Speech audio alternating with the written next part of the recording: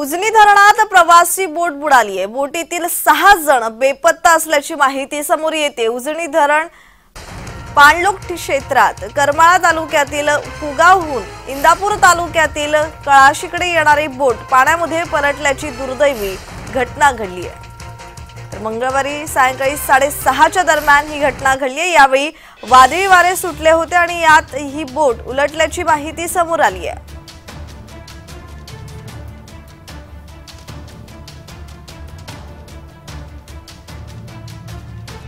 तर या संदर्भात अधिकची माहिती देत आहेत आमचे प्रतिनिधी नवनाथ बोरकर। नवनाथ, उजनी धरणात प्रवासी बोट बुडाली आणि बोटीतील 6 जण बेपत्ता असल्याची माहिती समोर येते। कसा तपास सुरू आहे? शोध मोहीम कशी सुरू आहे?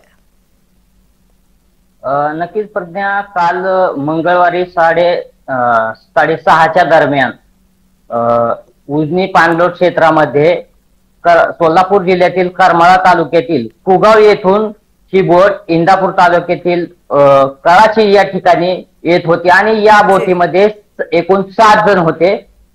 खर तर काल हलका पाऊस आणि जोराचा वारा सुटलेला होता आणि मध्य ठिकाणी आल्यानंतर ही बोट जी आहे ते वाऱ्याच्या जोरदार वाऱ्यामुळे पलटल्याची दुर्दैवी घटना घडलेली आहे आणि यामध्ये 7 जण बुडाले होते, मात्र 1 जण पोहत उजनी पाणलोट क्षेत्राच्या काठावरती आला आणि त्यानंतर ही घटना दुर्दैवी घटना जी आहे ती समोर आलेली होती आणि या बुडाल्यापैकी 4 जण हे जाधव कुटुंबातील आहे। 2 पती पत्नी होते आणि त्यांचे 2 लहान मुले होते। त्यामध्ये 1.5 वर्षाची एक चिमुकली देखील होती आणि 3 वर्षाचा मुलगा होता।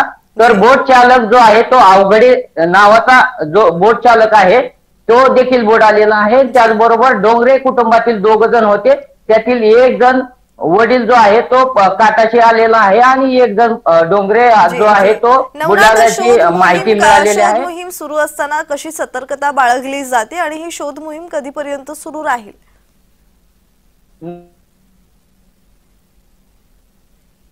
नवनाथ, माझा आवाज तुमच्यापर्यंत पोहोचतोय?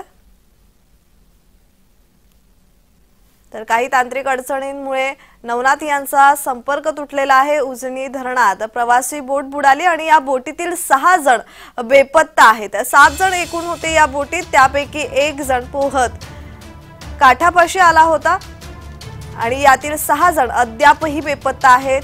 शोध मोहीम सध्या सुरू आहे।